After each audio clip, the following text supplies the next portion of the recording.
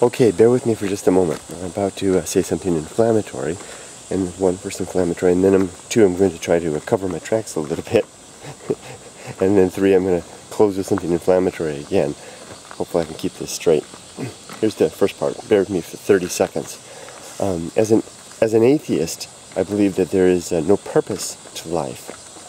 There is this green-brown coating around the surface of our globe is nothing more than a complex chemical reaction that will continue until it either burns itself out or our star and our planet come to an end. First, there's the inflammatory part. Now let me try to recover from that a little bit.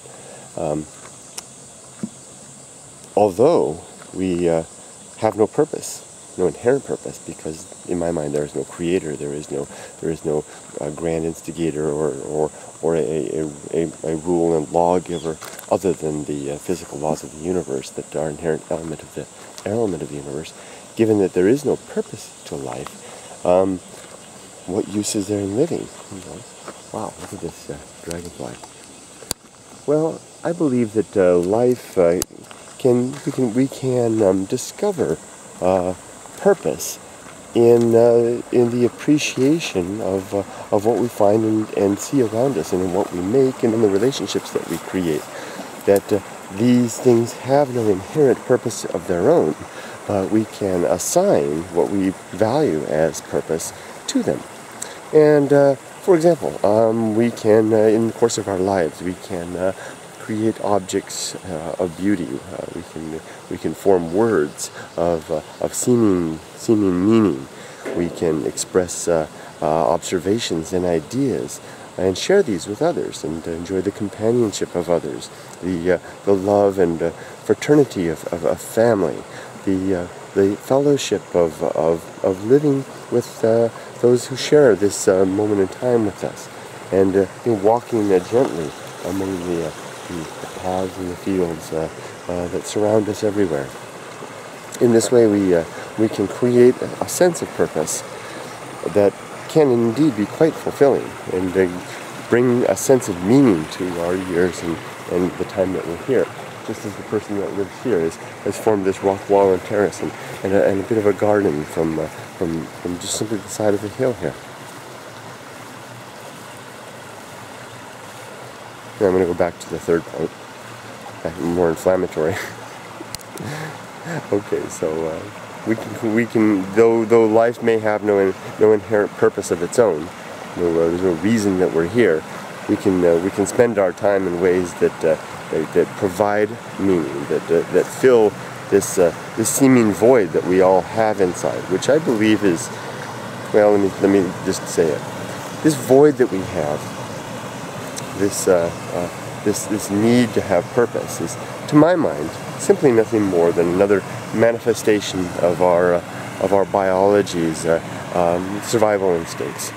That to have a drive and a meaning in our life gives us basically the initiative to carry on through the adversity, to weather the trials of rearing a family. It's hard rearing a family, and of carrying on through marriage and doing our jobs and our duties, which are often very difficult. If we were keenly aware that the universe had no request of us, expected nothing of us, then we would maybe sorely tempted to give those up and just let it all go. But if we feel that there is some meaning, then if we feel that there is something that we need to be striving towards, then we will be better cogs in the machine, for lack of a less inflammatory word.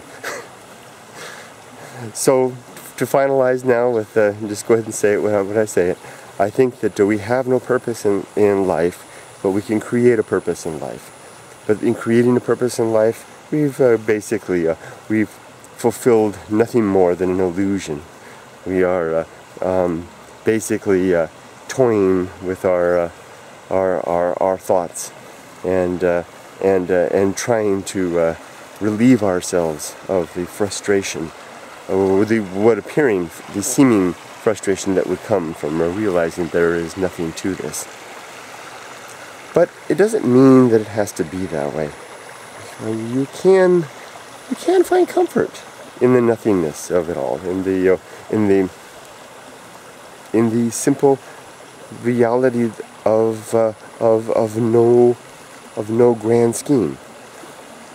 For while that may be the case, it doesn't mean that the smells of these flowers aren't sweet, or that the sight of the sunrise isn't beautiful, or the sound of my child's laughter isn't music to my ears. These things are all true, and the simple design of my biology makes them true.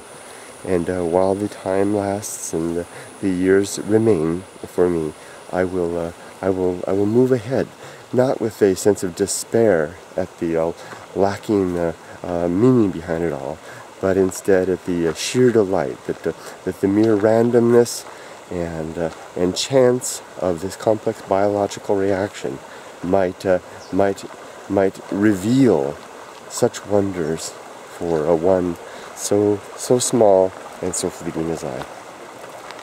Take care, everybody. I hope your walk is a beautiful one as well, and don't despair.